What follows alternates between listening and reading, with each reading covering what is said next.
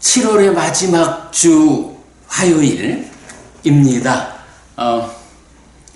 불교 입문 1, 소유하고자 하는 자를 위한 가르침. 어느새 10개월째 공부를 이어가고 있습니다. 늘 드리는 말씀이지만 우리가 이 책을 얼마의 기간을 정해가지고 떼야겠다, 이런 계획을 가지지 않죠. 그저 제가의 제자들, 세간에서 가족과 벗들과 더불어 함께 살아가는 부처님의 제자들이 어떻게 부처님 가르침에 의지해서 갈수록 괴로움은 줄어들고 행복은 늘어나는 삶을 살 것인가? 그러고도 몸이 무너져 죽은 뒤엔 하늘에 태어날 것인가? 이런 세간적이고 소유적인 삶의 과정에 부처님께 의지하자라는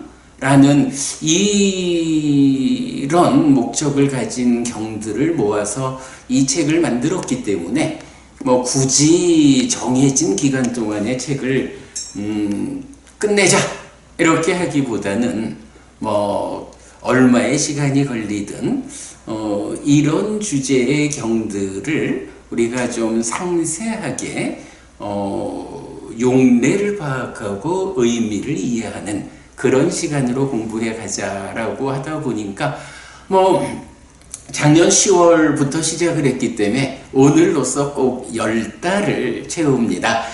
이제 그래도 아직까지 책을 절반을 못 갔습니다만은 그래도 공부 과정을 통해서 불교를 우리가 포괄적으로 마주할 수 있는 아주 좋은 공부 시간이라고 생각을 합니다. 여러분 많이들 공감해 주시기 바라고, 이렇게 경을 공부하는 일을 통해서 부처님을 직접 만나고, 그래서 부처님이 이끄시는 대로 우리 삶의 방향을 만드는, 방향을 확고히 하는 일이 불교 신자의 삶에는 가장 중요한 일이다 라고 거듭 말씀을 드리겠습니다. 네, 10달이 되는 날입니다. 보강법부님 인사 주셨는데요. 지난 한 주간 안녕하셨어요? 아마 지난 10달의 과정 동안에 이 시간 공부에 가장 오래되고 빠짐없이 또 시작부터 끝까지 함께 해주신 분이 보강법부님 같으세요. 이 공부를 함께 이어가는 커다란 공덕의 행위다 라고 말씀드리고 싶고요. 오늘도 이렇게 시작부터 함께 해주셔서 반갑고 고마운 말씀을 드립니다. 그리고 희리님께서 오셨는데, 희리님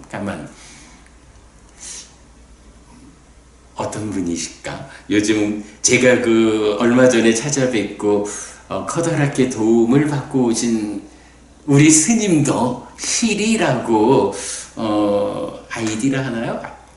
아이디를 쓰고 계시는데 글쎄 우리 희리, 우리 스님이실까 모르겠습니다.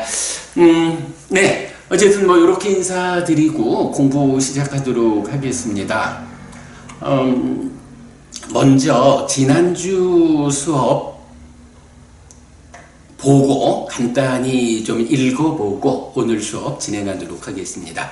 자, 지난주 7월 20일 수업에서는 공덕의 의미와 만드는 방법, 이런 주제로 공부를 했고요. 제2부 업은 자세한 설명을 통해 이해해야 하는 주제인데 비해 제3부의 주제인 공덕은 스승에 대한 믿음의 영역에 속하는 것이기 때문에 설명을 통한 이해보다는 경의 용례를 통해 부처님의 가르침을 배워안 뒤에 믿음에 근거해 실천해야 하는 것입니다. 그때 업에는 과와 보가 따른다는 법칙성에 따라 공덕이 생겨나서 행복을 가져오는 것입니다. 라고 했는데요. 사실 지지난주 공부에서 제가 굉장히 헤매기만 하다가 우리 법부님한테 너무 많이 반복을 해주셔서 힘들었어요 라는 지적을 듣고서 내가 왜 이렇게 헤매었을까 라고 고민을 해보니까 아주 중요한 부분을 발견했던 거죠.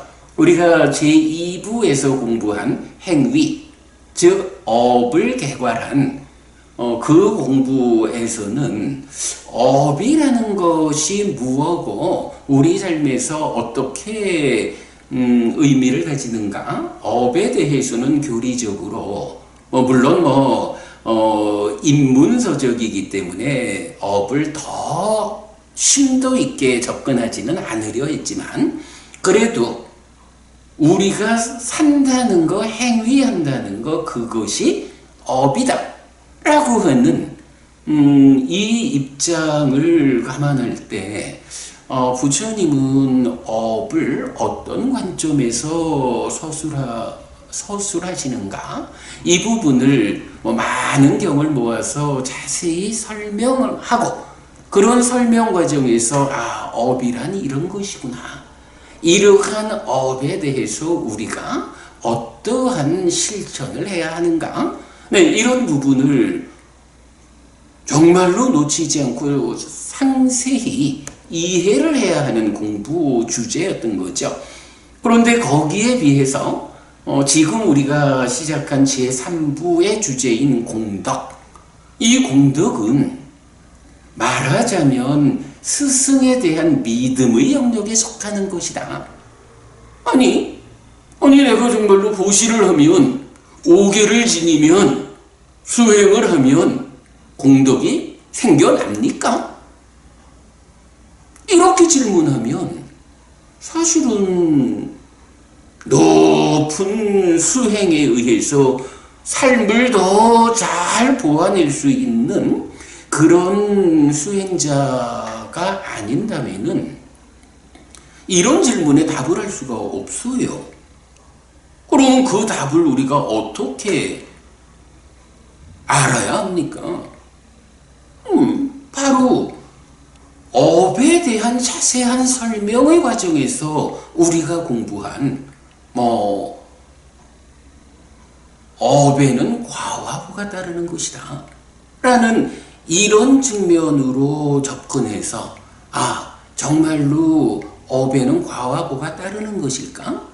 또는 그 앞에 저 세상은 있다라고 부처님이 선언하시는데 정말로 저 세상이 있어서 윤회하는 것일까? 죽으면 또 태어나는 것일까? 화생하는 중생은 있다라고 부처님 선언하시는데 정말로 테란 습에 의한 인간과 축생 말고 화생으로 분류되는 지옥과 악귀와 하늘은 있는 것일까? 그래서 저 세상이 있어서 윤회한다고 할 때 내가 태어나는 자리가 지옥과 축생과 악귀와 인간과 천상이라는 오도윤회를 하는 것이 맞는 것일까? 그 가운데 나는 지옥 가기 싫어요. 나는 하늘에 태어날 겁니다. 어떻게 하늘에 태어날 수 있습니까? 라는 이런 질문에 부처님은 또 답을 주시죠. 선악의 업에는 과와보가 따르는 것이다.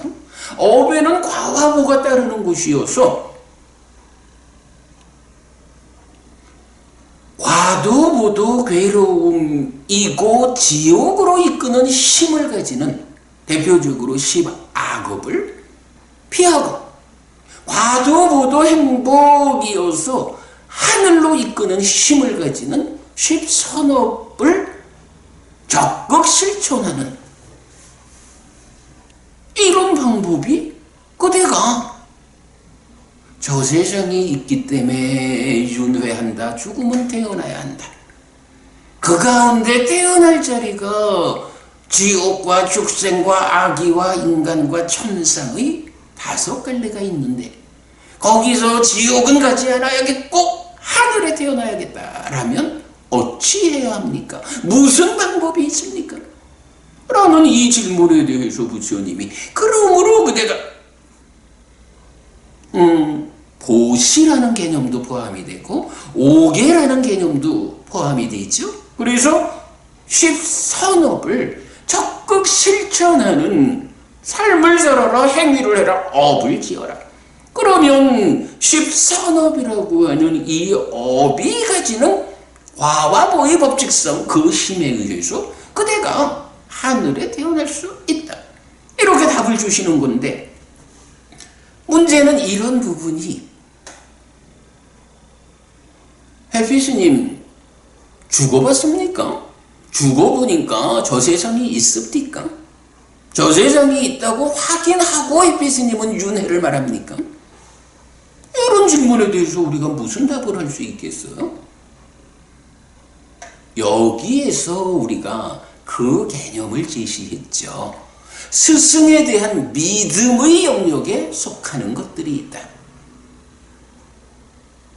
저 세상이 있는지 없는지 보통의 인간들이 확인할 수 없어요. 그러나 저 세상이 있는지 없는지 분명히 알지 못하면 내가 살아가는 방법을 선택할 수 없어요. 알기는 분명히 알아야 하는데 확인할 수 없다면 어떻게 알아야 합니까? 여기에서 바로 스승이라는 그 존재가 필요해지죠. 그래서 불교 신자는 누구입니까? 바로 이런 우리가 확인할 수 없지만 알아야 하는 이러한 삶의 문제들에 대해서 누구의 선언을 따라가느냐? 바로 부처님이 선언하는 대로 그렇습니다. 내가 직접 확인하지는 못하지만 우리 스승 부처님께서 알려주셨기 때문에 나는 저 세상이 있는 줄 압니다. 우리 스승 부처님은 완전한 깨달음에 의해서 저 세상을 확인하는 분입니다. 직접 저 세상을 보고서 나에게 저 세상이 있다라고 알려주시는 겁니다.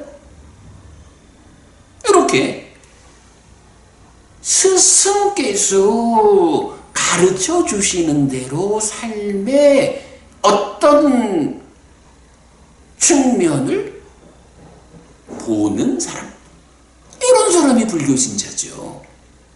불교신자이면서 부처님은 분명히 저 세상에 있다라고 선언을 하시는데 요즘 같은 과학시대에 무슨 윤회?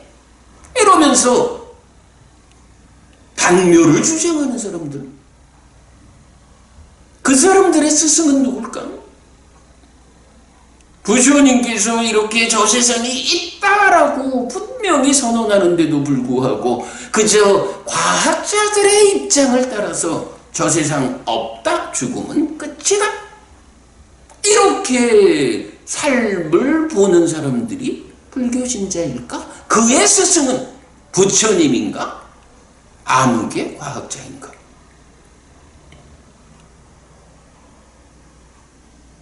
오늘도 제가 오랜 벗을 만나서 사실은 그런 이야기를 좀 했어요. 세상이 물질 만능주의, 물질이라는 것이 한마디로 표현하면 돈, 이래 되는데 그게 참 정답이 아닙니다. 그분이 오늘 제가 만난 우리 오랜 벗이 그 말씀을 했어요. 제가 출가자가 되어 있다 보니 이렇게 물질 만능적으로 지향되는 세간하고 스님이 살아가는 불교하고는 길이 다르지요. 이렇게 말을 해서 제가 다르다고 말할 것이 아닙니다. 물질이라는 거, 돈이라는 거, 이것은 우리 삶의 일부입니다. 부처님은 나는 누구냐? 라는 질문에 대해서 색수상행식 오온에 대한 5가지 측면으로 삶의 과정이 누적된 이 오온에 집착하면 나이요? 나라는 존재를 정의하는데, 그러면 나는 누굽니까? 색, 수상행식.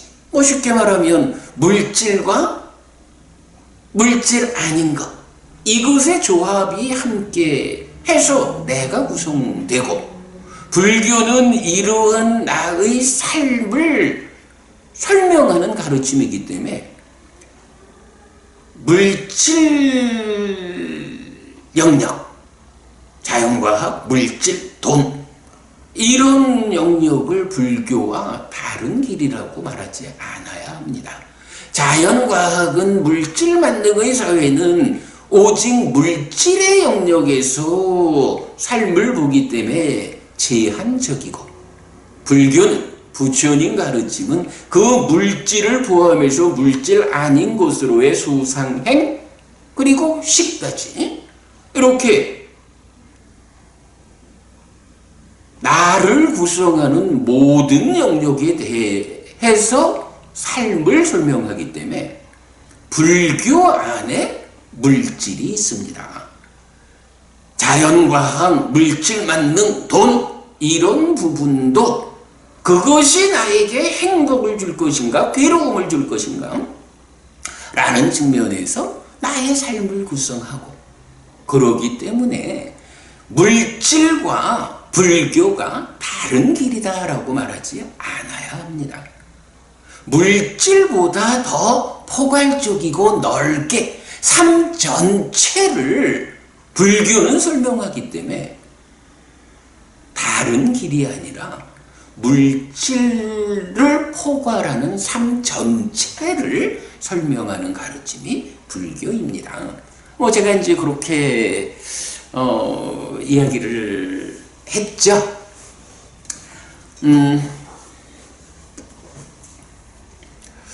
이제 이런 관점에서 보자면 결국은 우리가 살아가면서 만나야 하는 다양한 주제들, 정말로 웬만해선 인간의 지적 능력으로 답을 찾을 수 없는 이런 주제들에 대해서 오직 부처님이라는 우리 스승이 주신 답변, 그 답변을 믿음으로써 받아들여서 실천하는 이런 사람이 불교신자다. 이거 거부하면, 물론 이제 하여간 그렇게 윤회 없다라고 말하는 부분들은 대개가 이렇게 물질과 불교를 다른 길로 보아가지고 물질에 타당성을 주고 이렇게 삶을 보다 보면은 불교 신자라고 말은 하면서도 부처님 가르침을 부정하는 이런 좀 불합리한 모습을 보여주죠. 그러나 이럴 때 우리가 분명히 알아야 되는 거, 물질이라고 하는 것이 불교와 다르다라고 보지 않아야 하고, 불교가 설명하는 삶의 이야기 안에 일부로서 물질이 있기 때문에 물질만 가지고 삶을 판단하는 어리석음을 벗어나야 한다. 부처님께서 알려주는 물질과 물질 아닌 것, 그냥 쉽게 말하면 몸과 마음이 함께한 것으로의 나에 대해서 바르게 가르침을 배워 알면 불교 신자로서 어떻게 죽음은 끝이다, 윤회 없다, 단멸을 주장할 수 있을까? 그러니까 이제 이런 부분을 이제 자주 말하게 되죠. 그래서 어쨌든 그렇습니다. 스승에 대한 믿음의 영역에 속하는 주제들이 있어서 이런 주제들은 업이라는 주제에서 우리가 자세한 설명을 통해서 이해하는 방향으로 접근했다면 믿음의 영역에 속하는 것은 그 부분을 상세하게 설명하려는 접근보다는 부처님께서 이 주제와 관련해서 어떤 답을 주셨을까?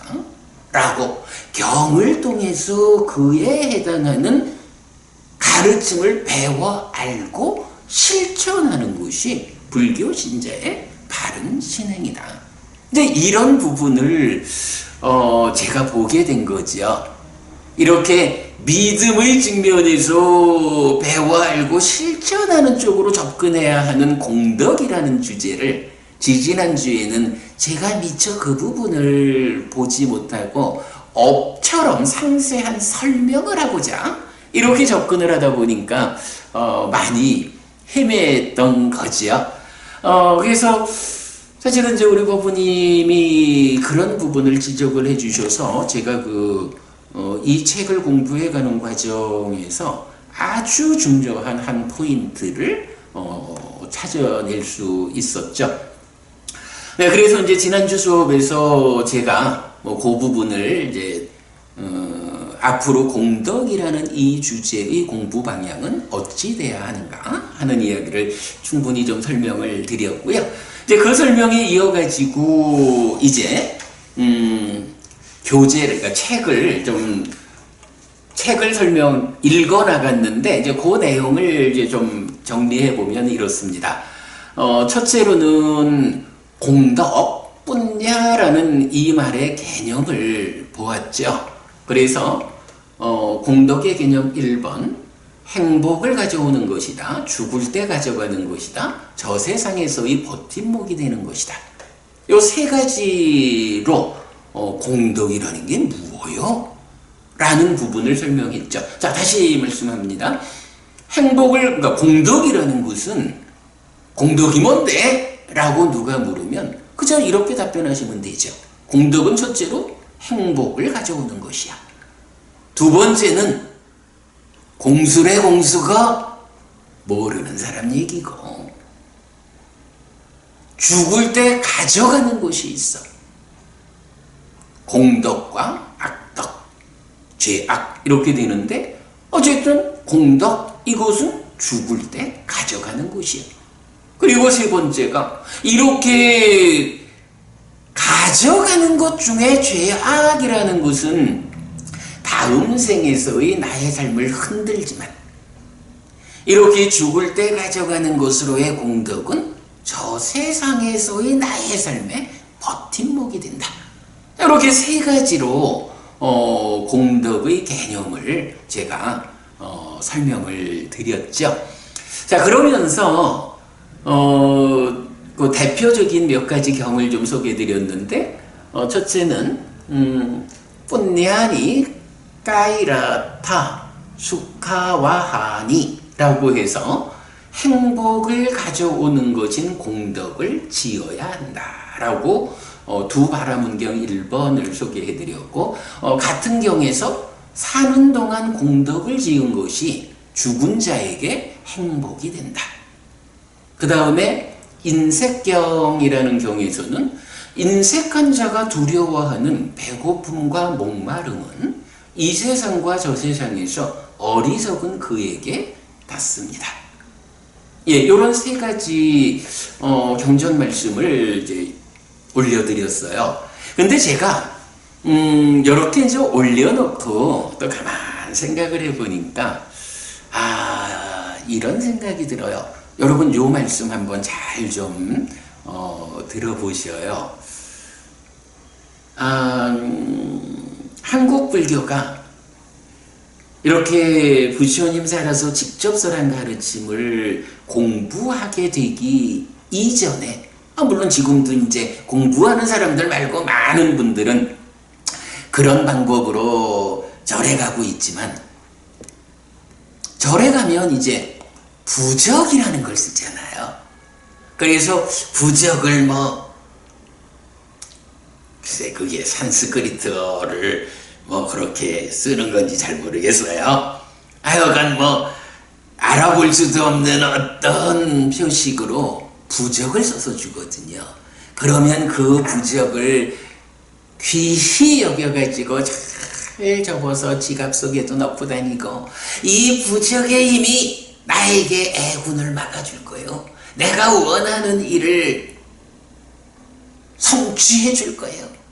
이러면서 부적을 정말 귀히 여기는 사람들이 많지요.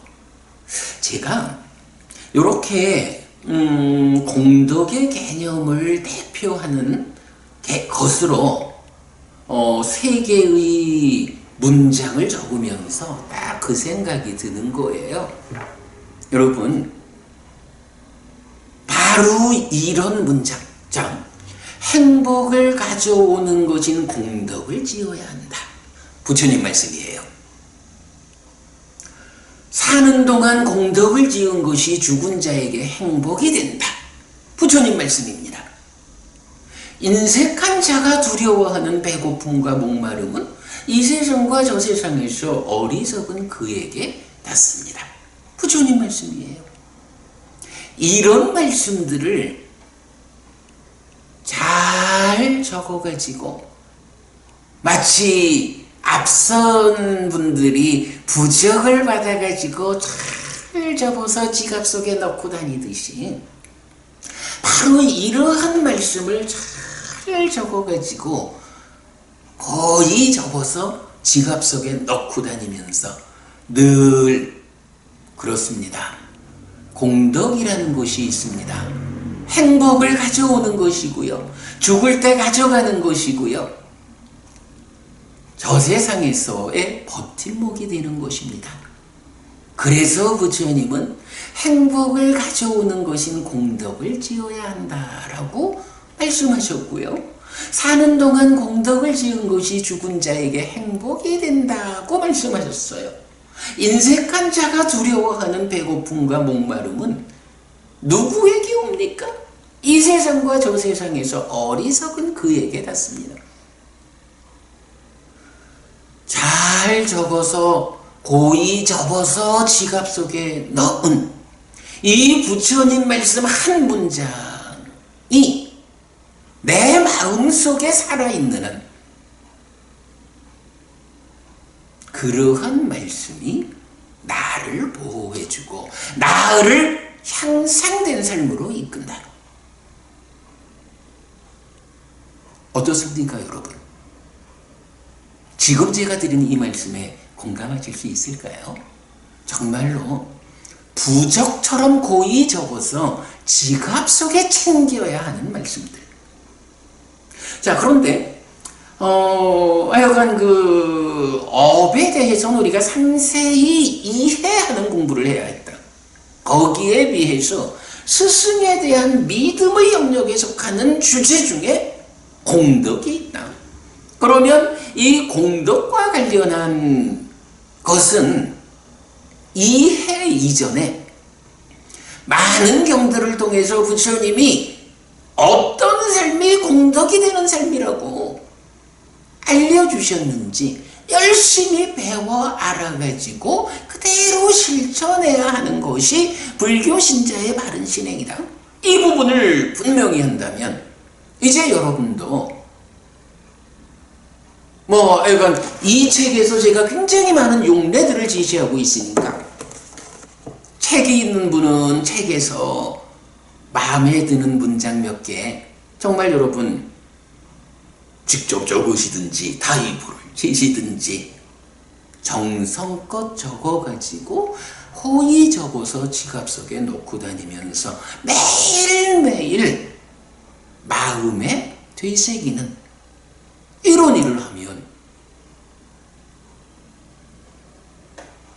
그것이 바로 나의 삶을 행복으로 향상으로 이끄는 불교 신자의 으뜸된 신행이다.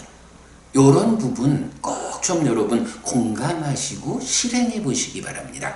그렇게 여러분들이 이 공부에 접근하신다면 이제부터 이 책에서 공덕과 관련한 많은 경들이 소개되기 때문에 그 많은 경들 가운데 경마다 하나씩 두 개씩 우와 이런 말씀이 있었구나 라고 여러분 마음을 딱 잡아당기는 그런 가르침들이 발견됩니다.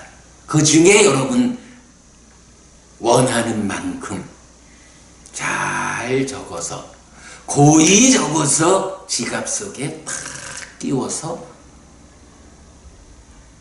보관하시면, 가지고 다니시면 이 뭐 알지도 못하는, 무슨 뜻인지도 못하는, 모르는 그런 부적 하나 받아가지고 끼워넣고 부적이 나를 지켜줄 거요, 이런 어리석은 신행에 떨어지지 않을 수 있죠. 우리가 이런 노력을 같이 한번 해보시죠. 저도 우리 홈페이지에다가 요런, 그러니까 여러분들께서 요런 말씀을 지갑 속에 넣고 다니면 좋겠습니다 라고 좋은 말씀들은 계속 소개해 드리도록 그리하겠습니다. 자, 어쨌든 이야기가 좀 길었습니다만은 공덕이라고 하는 이 주제는 자세한 설명 이해보다 오직 스승에 대한 믿음의 영역에 속한 것이기 때문에 많은 경들을 통해서 부처님의 말씀을 배워 알고 실천하자. 이것이 공덕과 관련한 공부의 방향이다. 그리고 이것이 특히 가족과 벗들과 더불어 세간의 삶을 살아가는 불교 신자들의 으뜸된 신행이 된다 라는 부분 강조드렸습니다. 자, 그 다음에 공덕의 개념에서 두 번째가 공덕은 재생의 기반이 되는 것이다 라고 해서 윤회하는 중생의 영역에 속하는 것이다 라는 부분,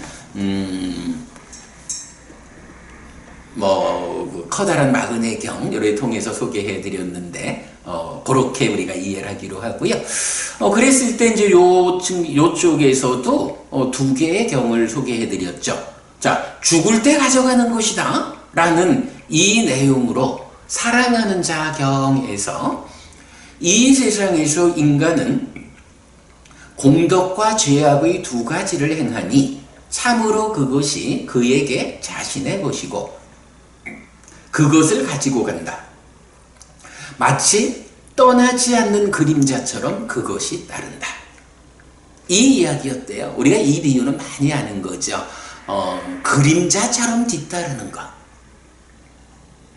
그것이 있다 라고 하는데 바로 사랑하는 자경. 상류자 니까야 3번 상류자의 4번 경입니다. 이 경에서 떠나지 않는 그림자처럼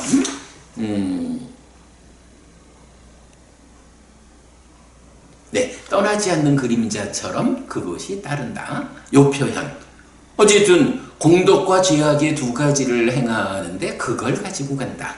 그러니 우리는 죄악을 가지고 가지 말고 공덕을 가지고 가자. 내가 공덕의 행위를 지으면 그림자처럼 이 공덕이 다음 세상까지도 나를 따라온다. 이런 부분 정말로 우리가 기억해야 하죠. 그리고 제가 이제 가장 강조하는 표현이죠.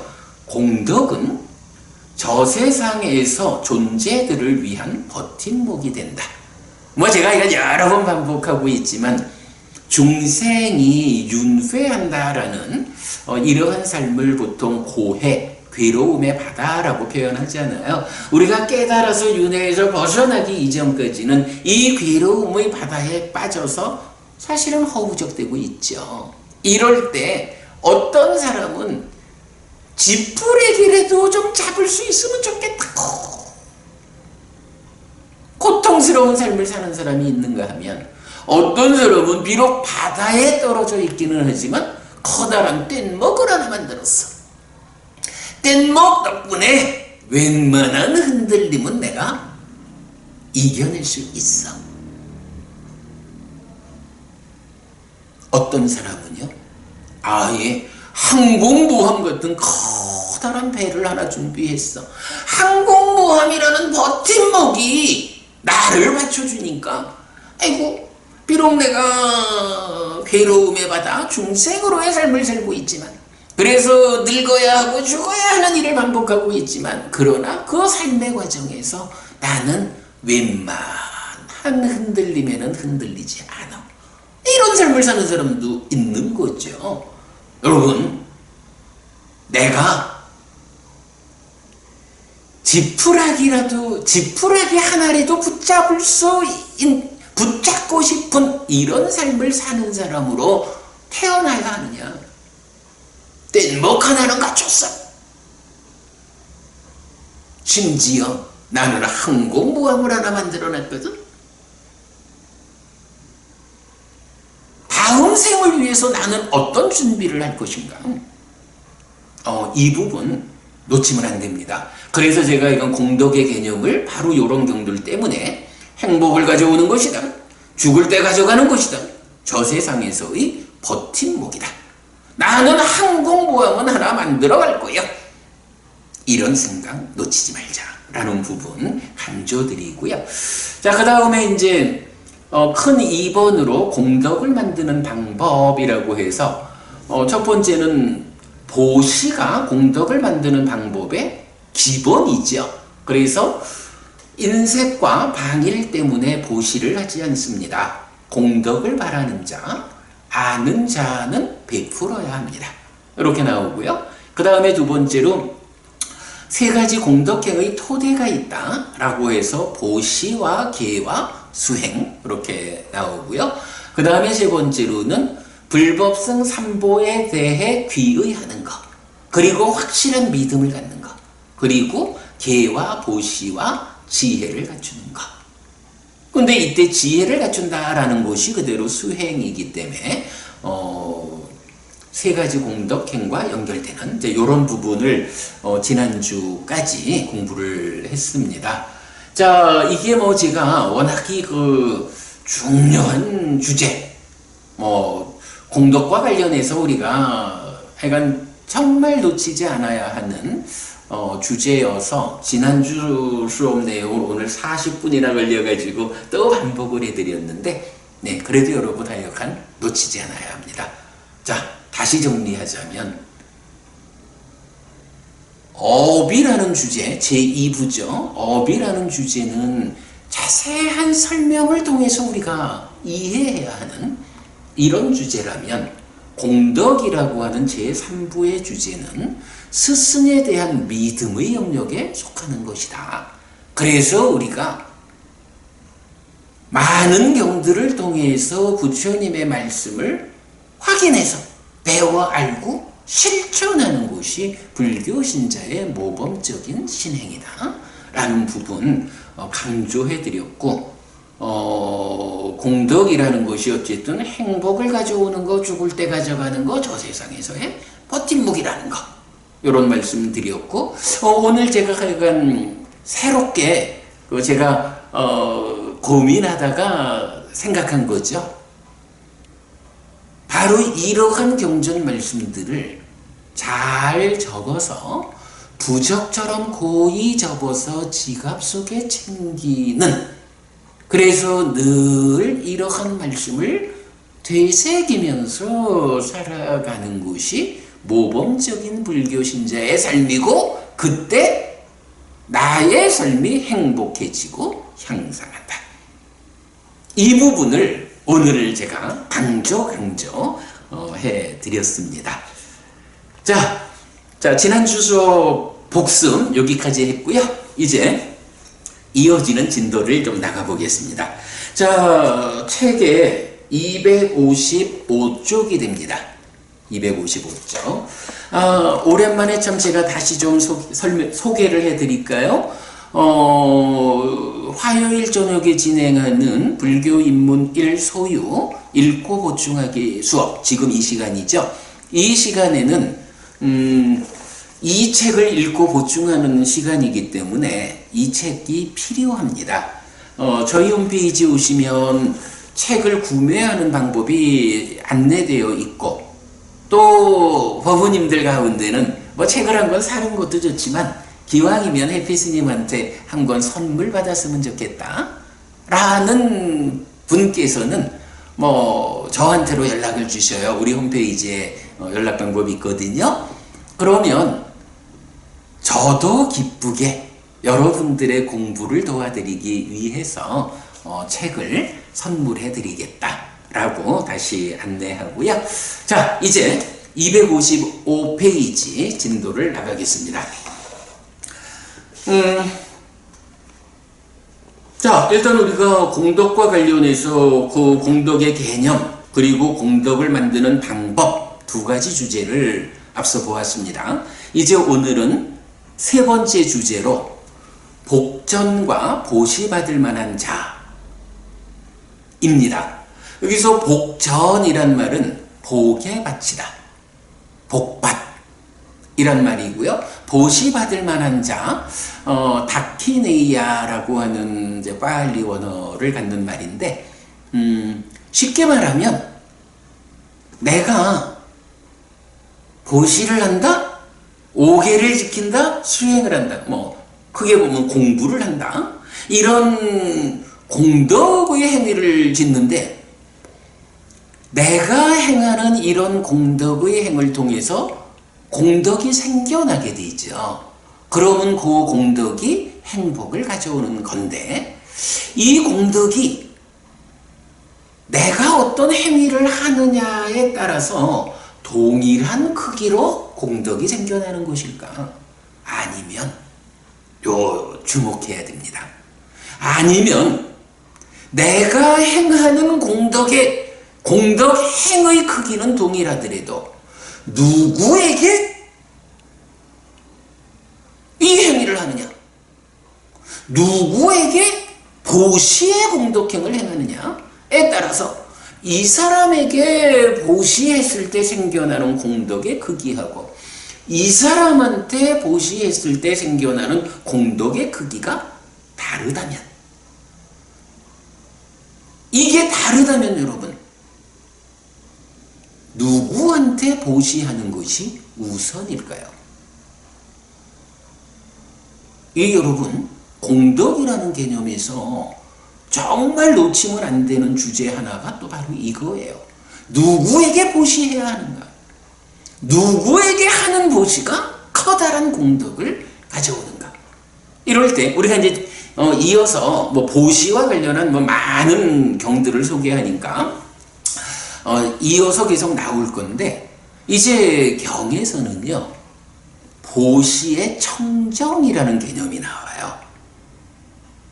누구에게 보시를 하면 이 사람에게 하는 보시가 청정해진다 라고 말을 하는데, 그 청정의 의미가 뭐냐 하면 깨끗해진다?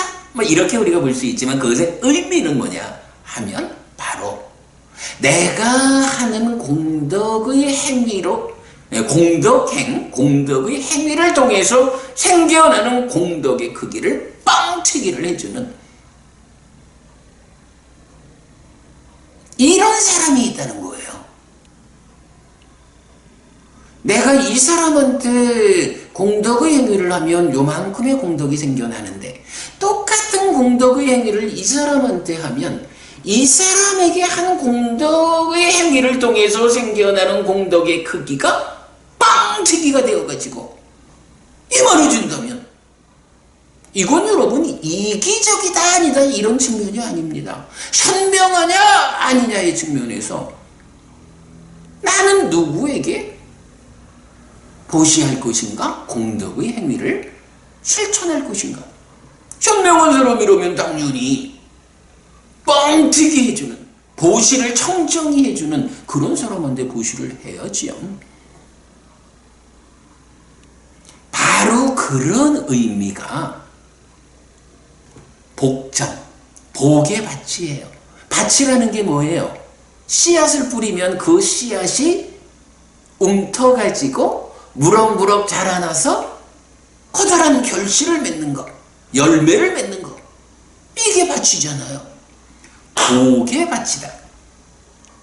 뿐약의 땅이라고 하거든요. 뿐약의 땅. 바로 이러한 복의 밭.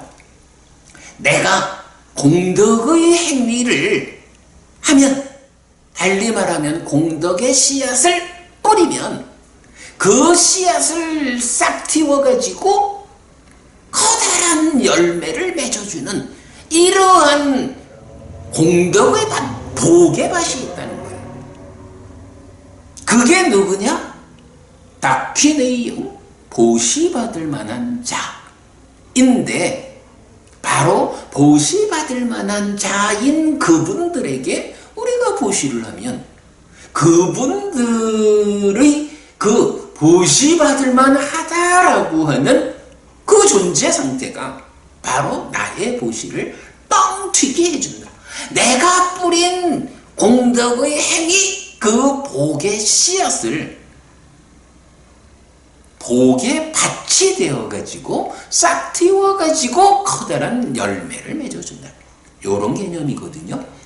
여러분, 이런 부분이기 때문에 사실은 이 부분을, 아니 그 보시받을 만한 자라고 하는 그 사람들이 뭐 어떤 방법으로 그 공덕을 청정히 합니까? 뻥튀기를 해줍니까? 말도 안 되죠. 이 부분 설명해 보시오. 하면 이걸 어떻게 우리가 설명할까? 바로 답은 스승에 대한 믿음의 영역에 속한 주제예요. 우리하고는 차원을 다르게 삶을 완전히 보아서 아시는 우리 스승 부처님께서 바로 당신의 눈에서 확인되는 그러한 부분을 우리에게 가르쳐주면서 삶을 이끌잖아요. 불교 신자라면 부처님을 스승으로 하는 사람들이라면 당연히 우리가 보아 알 수 없는 그 영역에 대해서는 부처님이 가르쳐 주시는 대로 배워 알고 실천하는 것이 당연한 의무죠. 예, 그래서 제가 지난주에도 오늘도 스승의 영역에 속하는 것이라는 시각에서 공덕이라는 이 주제를 접근해야 한다. 그래서 이 부분은 설명이 필요하기보다는 많은 경들을 통해서 부처님이 당신이 보아 아시는 것을 어떻게 우리한테 말씀해 주셨는지 배워 알고 실천해야 한다. 이렇게 말하는 거거든요. 자, 어쨌든 공덕과 관련한 세 번째 주제는 이렇게 복전 그리고 보시받을 만한 자입니다. 자, 책을 읽어보겠습니다. 그런데 귀의와 믿음 그리고 계와 수행은 자신이 하는 일이라고 하겠지만 보시는 받는 자를 필요로 합니다. 자, 이게 이제 무슨 말씀이냐면 바로 앞에 설명드렸던 공덕을 만드는 방법이 무엇일까? 라고 할 때 보시가 있었고 보시, 계, 수행이라는 세 가지 공덕행의 토대가 있었고, 그리고 이어서 불법성 삼보에 대한 귀의와 확실한 믿음, 그리고 계, 보시, 지혜를 갖추는 것으로 압축된다 라는 요 내용 중에서 이제 따지고 보면 귀의한다는 거, 믿음을 갖는다는 거, 계를 지닌다는 거, 수행한다는 거, 이거는 어쨌든 다 일방적으로 내가 하는 거예요. 내가 부처님한테 귀의하면 되는 거고, 내가 부처님을 믿으면 되는 거예요.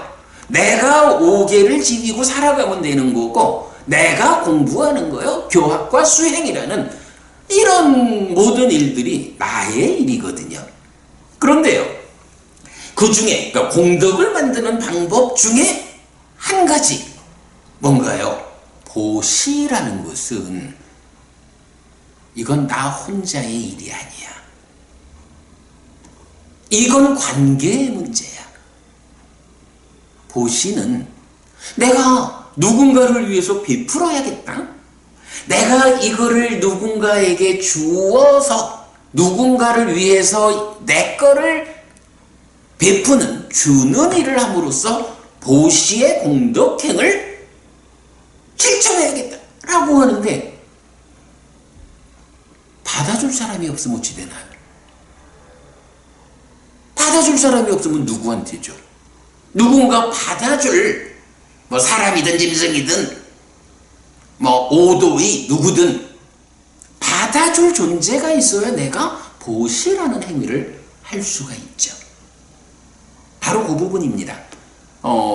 귀의와 믿음 그리고 계와 수행은 자신이 하는 일이라고 하겠지만 보시는 받는 자를 필요로 합니다. 보시를 받아주는 자가 있어야 보시하는 행위가 성립하기 때문입니다. 이때 보시를 받으면 그 보시의 공덕을 크게 부풀려주는 대상이 있어서 보시받을 만한 자, 보시받을 만한 자, 다키네이야라고 하는데 설명드린 거예요. 이런 사람은 세상에서 위없는 복의 밭, 즉 복전, 뿐약했다가 됩니다. 그래서 불교에서 보시공덕의 크기는 주는 사람에 의해 결정되지 않고 받는 사람에 의해 결정됩니다. 요 표현은요, 그러니까 제가 이건 설명드린 거예요. 누구한테 보시할 것인가? 누가 받아주느냐에 따라서 공덕의 크기가 달라져. 청정해져, 뻥튀기 돼. 복전이어서 내가 뿌린 공덕의 행위를 열매로서 돌려주는 이런 사람이 있다. 보시받을 만한 자. 이래 되니까 결국 내가 하는 이 보시를 통해서 공덕이 생기는데 그 공덕이 얼만큼 생기느냐라는 것을 결정하는 변수는 내가 보시했다. 내가 이만큼 보시했다. 이 측면보다 물론 이것도 중요하죠. 그러나 결정적인 측면은 누가 받아주느냐.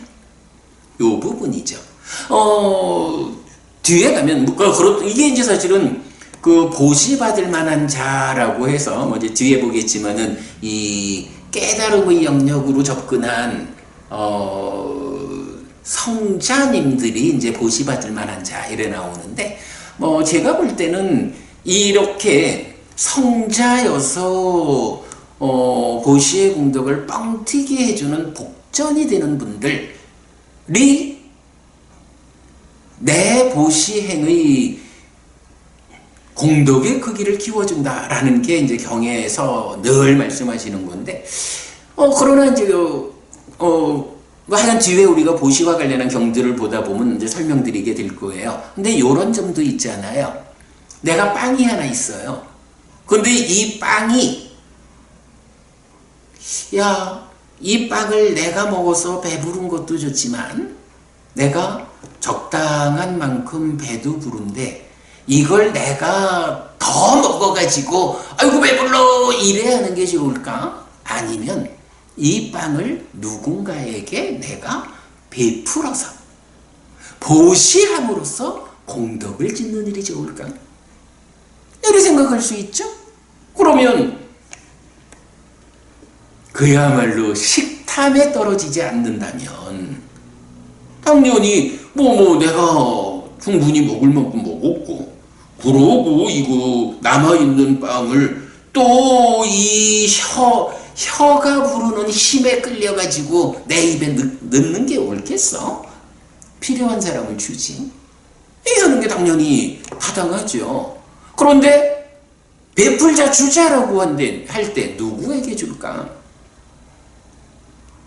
내 옆에 보니까 그냥 넉넉히 살아가는 사람이 한 사람 있어요. 그러면 이 보게 이 빵이 맛있는데 한번 맛 좀 보려나?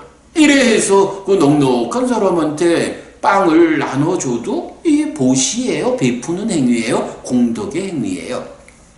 그런데 그런 경우하고 보니까 이 넉넉한 사람도 있지만 정말로 초라하고 배고픈 상태를 드러내는 어떤 사람이 있으면 이 빵을 누굴 줘야겠어요?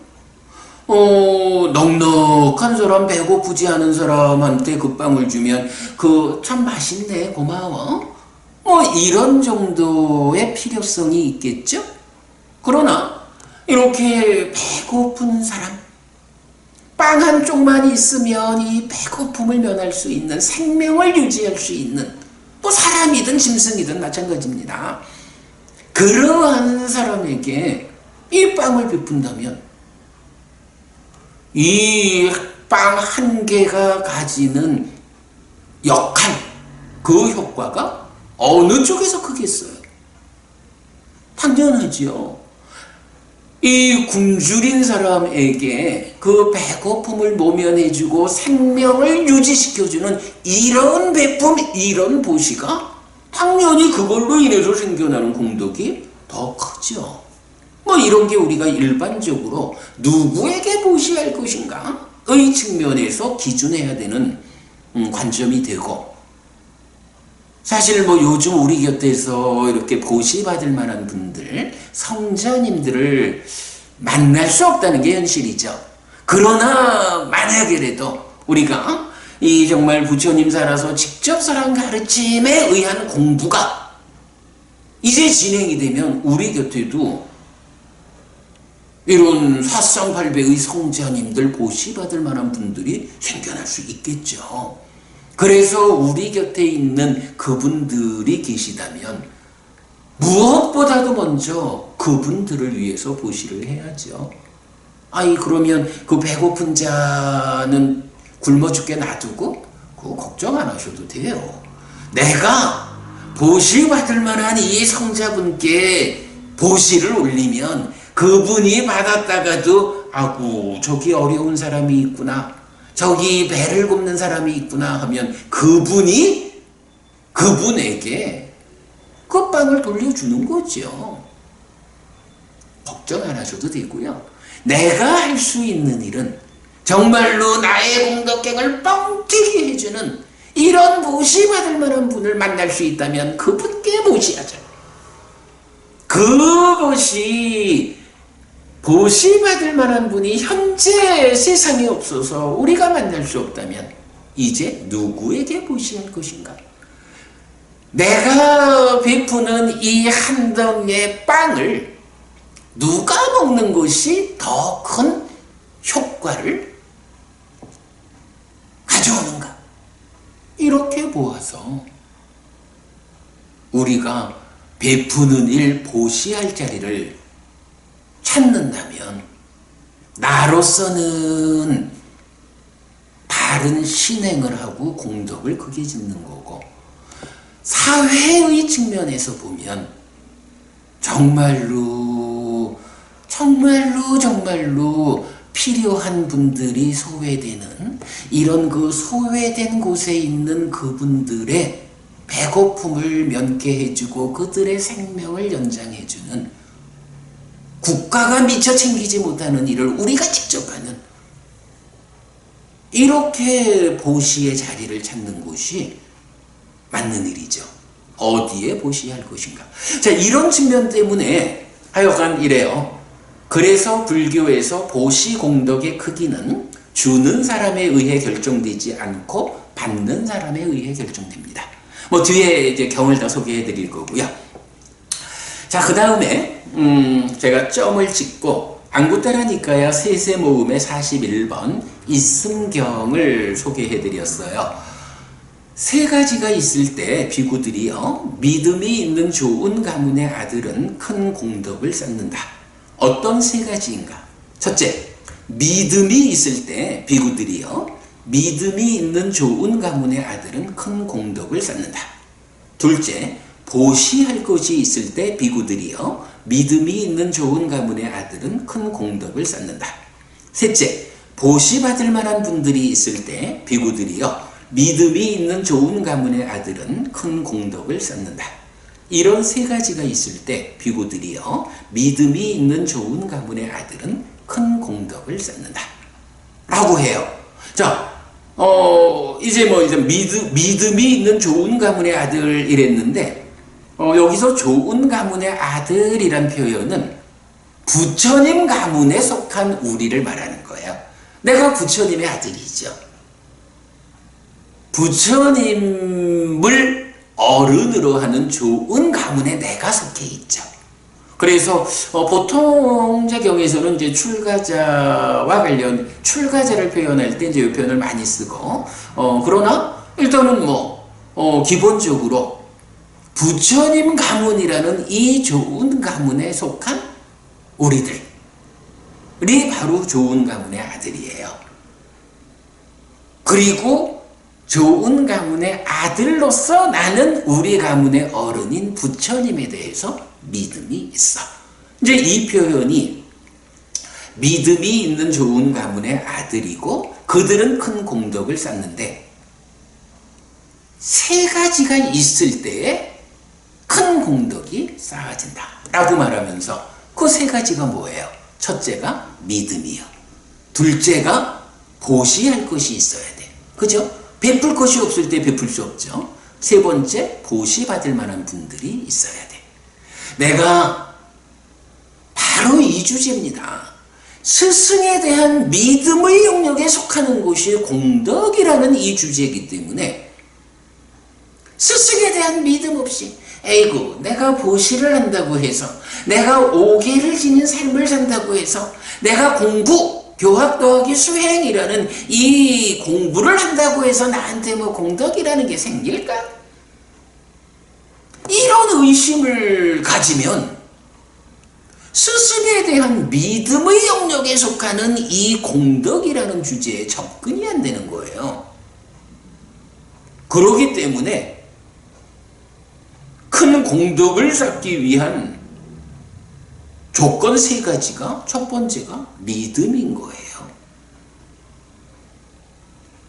이 믿음에 의해서 배워 알고 실천하는 이런 사람에게 큰 공덕이 쌓인다.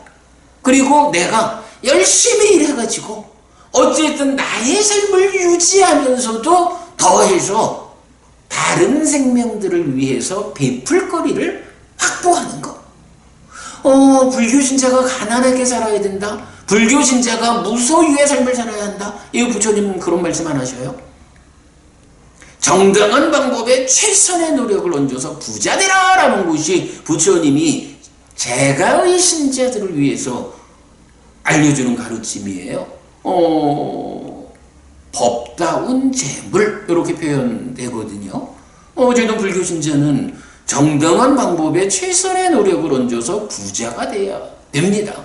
그러할 때에 보시할 것을 확보하게 되고 이때에 믿음 위에서 내가 이렇게 확보한 보시할 것을 가지고 누군가에게 베푸는 이럴 때에 큰 공덕이 쌓이는 거예요. 그리고 세 번째가 보시받을 만한 분들이 있을 때라고 해서 이렇게 믿음과 베풀 거리를 가지고 보시를 하는데 이거를 정말로 더 뻥튀기를 하는 방법은 없을까? 라고 할 때 바로 보시를 청중히 하는 복전이 되는 보시받을 만한 분들, 사상팔배의 성자들 이분들이 있으면 그야말로 빵치기 해가지고 아주 큰 공덕을 쌓는다. 이런 이야기가 되죠. 네, 이승경에서 이렇게 말하고 있고요. 자, 그 다음에 상류타 니까야 1번 상류타의 33번 조음경이 있어요. 좋다라고 하는 조음경입니다. 자, 경은 충분히 고려된 보시를 선서는 부처님이죠. 선서께서는 칭찬합니다. 이번 생의 세상에서 보시받을 만한 분들에 대해 보시한 것은 좋은 밭에 씨를 뿌린 것처럼 큰 결실이 있습니다. 라고 하는데, 자, 여기서 제가 그 파란 색깔을 넣어 드렸어요. 어디에? 충분히 고려된 보시. 바로 이 표현이죠. 그냥 나는 보시 같은 거 할 줄 몰라. 이런 사람이 되어서도 안 되고, 내가 정당한 방법에 최선의 노력을 더해가지고 나의 삶을 유지하는 데에 더해서 베풀 거리가 생겼거든. 그런데 이 베푼 거, 누굴 줄까? 해서 아무한테나 주는, 물론 아무한테라도 베푸는 이런 공덕이 됩니다. 해야 되는데 거기에 한 걸음 더 나가서 내가 이렇게 베풀 거리가 있는데 이거를 누구한테 보시하는 것이 효과적인 커다란 성과를 만드는 보시일까? 라고 충분히 고려하라. 충분히 고려된 보시를 삼석 부처님께서는 칭찬합니다. 이렇게 말하는 거죠. 누구에게 보시할 것인지 충분히 고려하여 보시받을 만한 분들에게 보시한 것은 공덕, 즉 복을 재배하는 밭, 복전에 씨를 뿌리는 것이어서 큰 결실이 있다는 설명입니다. 그러면 복전인 보시받을 만한 분들은 누구입니까? 안구따라 니까야 둘의 모음의 33 내지 42번 평등한 심품은 몸과 말과 심, 마음으로 올곧은 존재인 유학과 무학이 제사를 지내는 사람을 위한 그 밭이어서 여기에 보시한 것은 큰 결실이 있다고 합니다. 자, 여기서 유학과 무학이 그 밭, 즉 복전이다 라고 했는데 거기서 제사를 지내는 사람을 위한 밭이다 이랬거든요. 제사를 지내는 사람 누군가요? 우리가 제2부 행위를 개발할 때 마지막 12번째 주제가 뭐였나요? 제사였죠. 제사라는 이 말, 우리가 이건 좀 더 적절한 번역어를 찾을 수 있으면 번역을 바꾸자 이렇게 말씀드렸는데 제사라는 개념이 뭔가요? 나에게 오랫동안 이익과 행복이 함께 하기를 바라면서 어떤 행위를 하면 이것이 제사다, 제사를 지낸다. 제사의 의미가 바로 이런 오랫동안의 이익과 행복을 만들기 위한 행위 이렇게 되잖아요. 그래서 제사를 지내는 사람 바로 오랫동안 이익과 행복이 되는 결실을 바라고 공덕행을 실천하는 이런 사람이 제사를 지내는 사람인 거예요. 그럴 때 바로 이렇게 제사를 지내는 사람을 위한 그 복전이 누구냐 하니 유학과 무학이다. 그래서 여기에 보시한 것은 큰 결실이 있다고 합니다.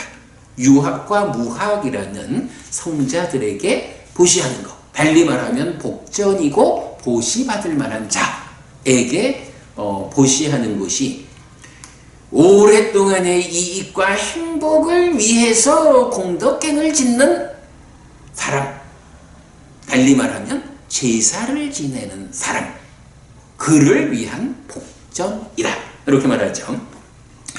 이때 무학은 아라한이고 유학은 예류자부터 아라한의 성취 과정에 있는 성자들입니다. 이 성자들에 대해서는 많은 경들이 다양한 측면으로 설명하는데 모든 설명을 대표하는 정의는 안구따라 니까야 8의 모음의 59번, 사람경 1번 등이 말하는 예류자, 예류가의 실현을 위해 실천하는 자, 보통 예류도 이렇게 표현하죠. 일례자, 일례과의 실현을 위해 실천하는 자, 일례도. 불환자, 불환과의 실현을 위해 실천하는 자, 불환도. 아라한, 아라한을 위해 실천하는 자.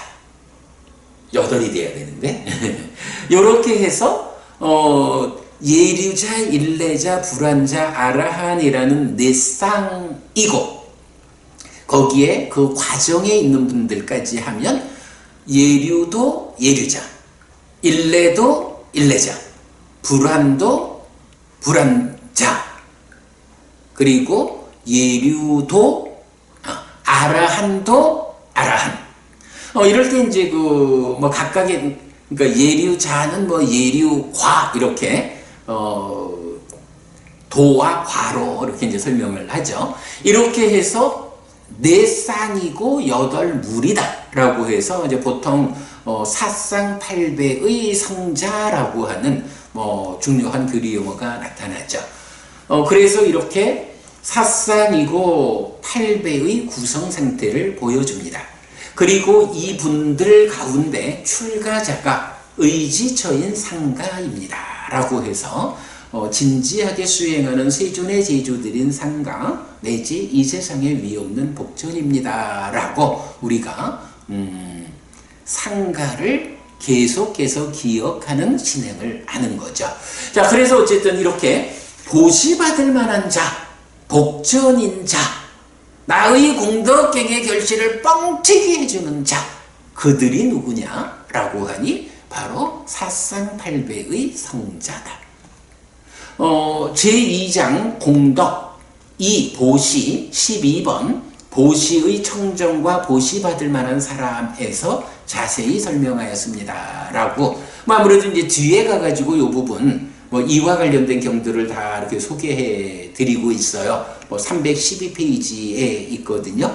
그러니까 오늘은 그 부분을 다 말씀드릴 일은 아닌 것 같고 복전과 보시받을 만한 자가 어떤 의미냐 하는 부분만 일단 좀 소개를 드렸습니다. 자, 말씀을 드리다 보니까 시간이 이제 한 15분밖에 안 남았는데 이제 네 번째 주제와 다섯 번째 주제가 있는데요. 요 주제는 지금 설명드린 말씀에 대부분 좀 포함이 되고 사실은 제가 이제 곧 나오는 으뜸의 믿음경이라는 부분은 좀 설명을 드리려고 경을 읽어놨는데 시간이 없으니까 일단 4번, 5번을 쭉 책을 읽어드리면서 마무리하도록 하겠습니다. 자, 이제 네 번째 주제 믿음의 측면이랬어요.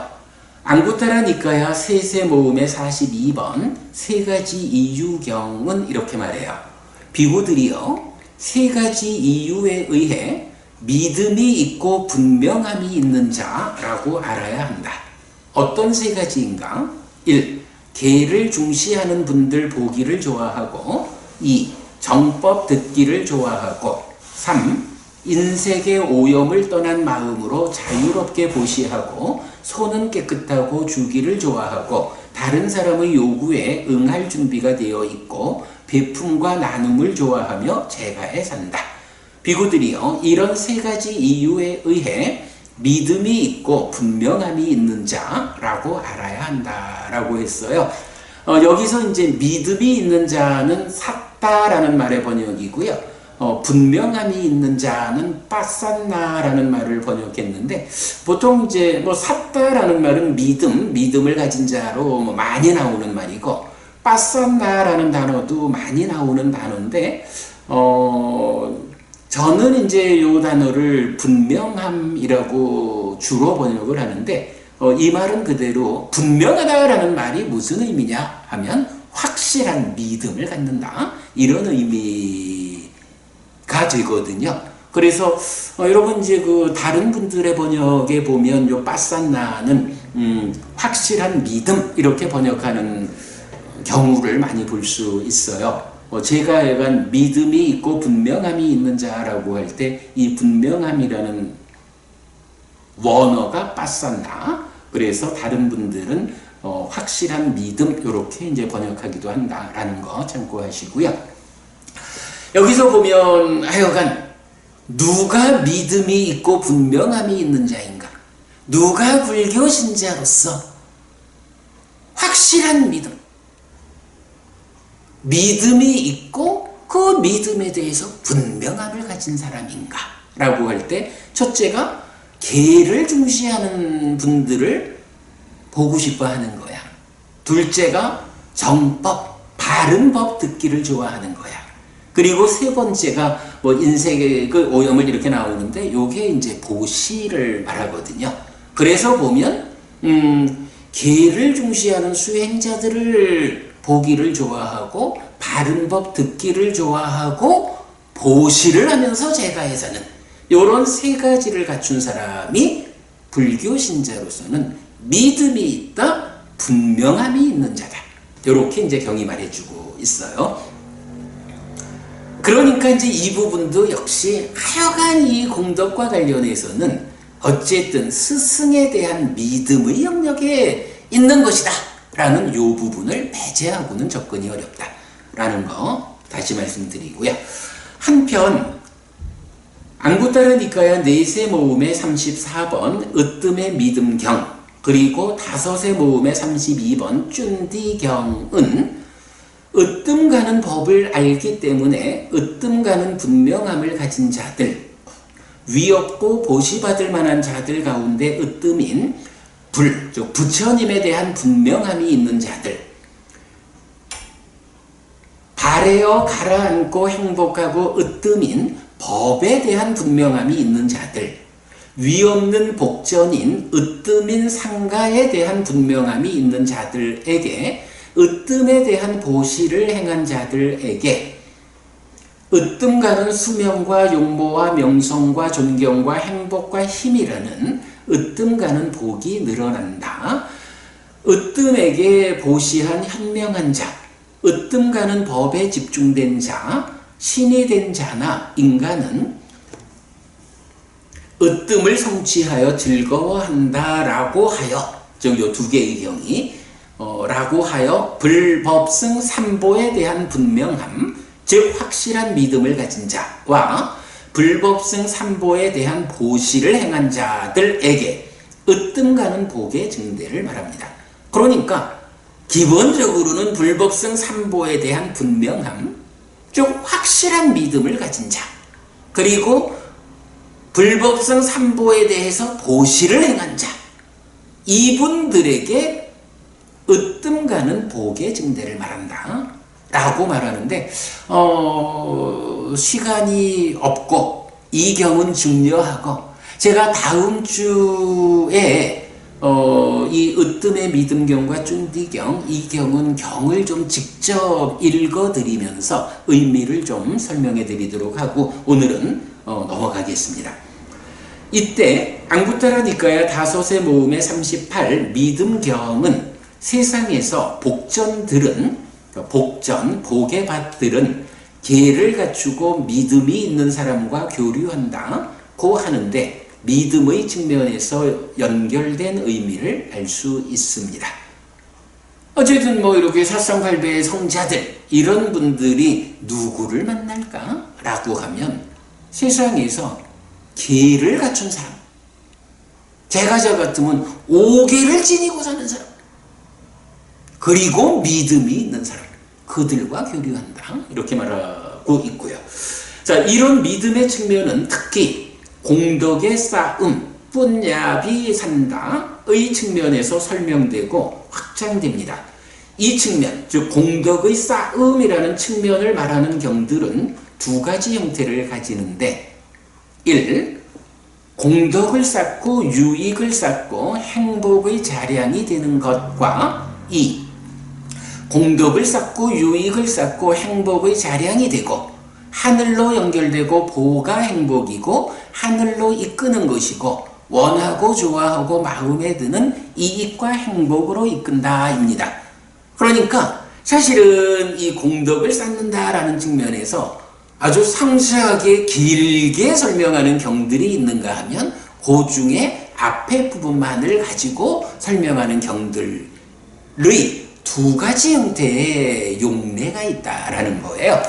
자, 그래서 그 중에 짧게 설명하는 1에 해당하는 것은 공덕을 쌓는 것경 1 내지 3번에서 말하는 불법승에 대한 확실한 믿음과 계보시 지혜를 지니는 것입니다. 이 내용은 싸움경 1과 1 내지 싸움경 3에서 그 공덕은 크기를 헤아리기가 쉽지 않아서 다만 헤아릴 수 없고 잴 수 없는 커다란 공덕의 무더기라는 이름을 얻게 된다고 부연 설명됩니다. 그런가 하면 길게 설명하는 2에 해당하는 것으로는 첫째, 공덕을 쌓은 경 1에서 말하는 어떤 사람의 가사 요거는 이제 어떤 사람이 보시한 가사 요 얘기예요. 어떤 사람의 가사를 사용하는 비구가 무량한 심삼매를 성취하여 머문다. 그것은 그 가사를 보시한 사람에게 무량한 공덕을 쌓고 내지 길게 설명해서 이익과 행복으로 이끈다인데, 자, 가사 얘기를 했죠. 이어서 탁발 음식과 거처와 병의 조건으로부터 필요한 약품에 반복되는 네 가지. 출가자, 비구, 비구니의 필수품 네 가지를 보시하면 그것을 보시받아서 사용하는 비구, 비구니가 잘 공부해서 무량한 심산매를 성취해 먹으면 그것이 네 가지 필수품을 보시한 그분들에게 무량한 공덕을 쌓고 내지 이익과 행복으로 이끈다. 이런 이야기고요. 그런가 하면 공덕을 쌓은 경에서는 가사, 탁발 음식, 승원, 침상과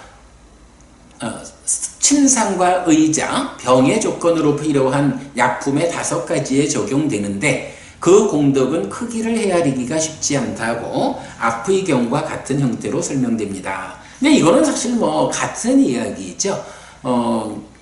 가사와 탁발 음식과 거처와 약품 요 네 가지 중에 거처라는 것을 승원과 침상과 의자 이렇게 구분해 놓은 거죠. 그 다음에 이제 두 번째 형태로는 공덕을 쌓은 경 2에서는 불법 승에 대한 확실한 믿음과 계를 지니는 것의 네 가지로 나오고요. 그 다음에 세 번째 6 요소를 갖춘 보시경에서는 보시하는 자의 3가지 요소와 보시받는 자의 3가지 요소에 대해 말합니다. 이때 보시하는 자의 3가지 요소는, 즉 보시하는 사람은 어떤 마음으로 보시해야 하는가? 요거죠.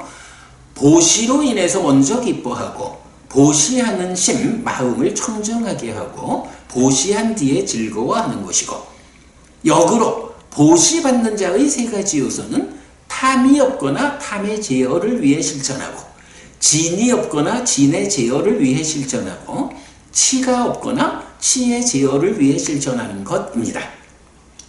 이런 6가지 요소를 갖춘 보시는 역시 앞의 경과 같은 형태로 그 공덕은 크기를 헤아리기가 쉽지 않다고 설명합니다 했는데, 이제 이어서 나오는 용례 5번 주제에서 바로 지금 공덕을 쌓음의 측면에서 소개한 여러 경들을, 그 용례를 다 소개하고 있어요. 자세한 이야기는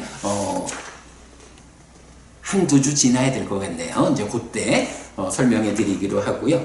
그 다음에 이게 셋째에서 끝내지 않고 넷째까지 있네요. 넷째, 쌓음경은 불법성 삼보에 귀의하는 것과 5계를 지키는 것을 말합니다.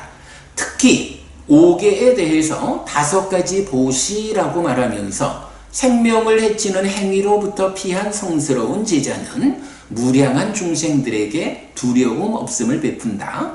원망 없음을 베푼다. 거슬림 없음을 베푼다. 무량한 중생들에게 두려움 없음을 베풀고 원망 없음을 베풀고 거슬림 없음을 베푼 뒤에 무량한 두려움 없음과 원망 없음과 거슬림 없음을 나누어 가진다라고 5가지, 그러니까 5계의 5가지 모두에 대해 설명합니다. 그래서 5계를 지키는 것이 보시 가운데 무외시, 두려움 없음을 베품이라는 것을 알 수 있습니다. 뒤에 공덕을 쌓음의 용례에 가서 다시 소개해 드리겠고요. 자, 마지막 5번째 주제입니다. 공덕을 짓고 쌓는 삶의 연속. 이래서, 그리고 공덕을 짓고 쌓는 삶은 연속되어야 합니다. 3번 상류따 20번 무자식경 2번은 벽지불에게 탁발 음식을 공양한 공덕으로 부유하게 살던 상인 장자가 이전의 공덕은 다 했고 새로운 공덕은 쌓아지지 않았기 때문에 죽어서 다른 업들의 영향으로 지옥에 태어난 일파를 소개합니다 라고 했는데, 하여간 공덕이라는 것이 아까 말씀드렸지만 깨달은 자의 영역에 속하지 않고 이 윤회하는 중생의 영역에서 적용되는 개념이다 보니까 윤회가 반복되는 과정에서 저 세상에서의 버팀목을 계속 유지해 가려면 이러한 공덕의 실천이 이어져야 한다는 거죠.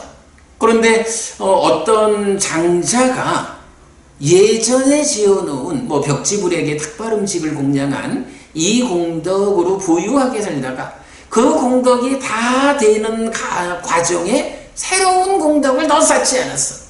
그러다 보니까 죽은 다음에 이제 공덕이 다 됐기 때문에 지옥 간다 이런 이야기는 아니죠.